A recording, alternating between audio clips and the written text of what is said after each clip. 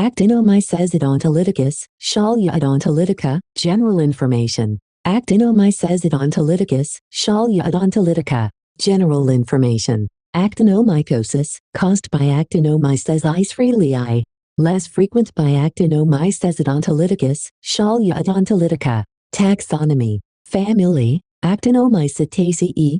Genus, Schaalia odontolytica. Formerly, Actinomyces odontolyticus. Natural habitats. As with all other actinomycotic diseases, Actinomyces odontolyticus, Schaalia odontolytica, is an endogenous infection arising from the mucous membranes. Clinical significance. Clinical disease in patients with Actinomyces odontolyticus, or Schaalia odontolytica, closely resembles disease caused by Actinomyces israelii and other Actinomyces species. Infections by Actinomyces odontolyticus, Schaalia odontolytica primarily involve the cervicofacial regions, the chest, abdomen, and pelvis, with rare involvement of the central nervous system, bones, and joints.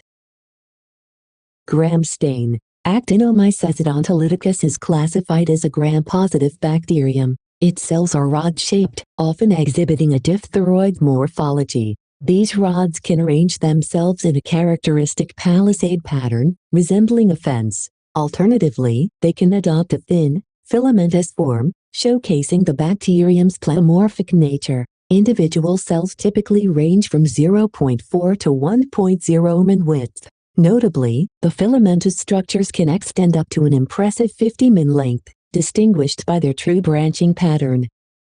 Culture characteristics. Actinomyces odontolyticus is a facultative anaerobe. On blood agar, colonies initially appear small, irregular, and whitish. As they mature over 2 to 14 days, they develop a smooth to slightly granular texture and a distinctive dark red pigmentation. This pigmentation is particularly noticeable when cultures are exposed to air at room temperature following anaerobic isolation. Growth can also be observed on Brucella blood agar.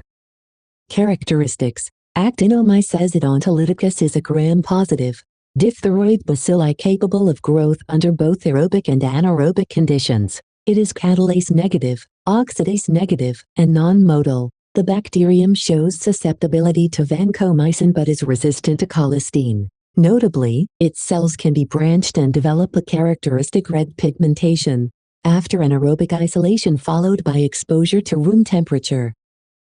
Poem. Gram-positive rods and chains so fine, diphtheroid forms, a branching line. Aerobic, anaerobic, life stool dense, catalase, oxidase, they stand no chance. Non-motile, vancomycin's their bane.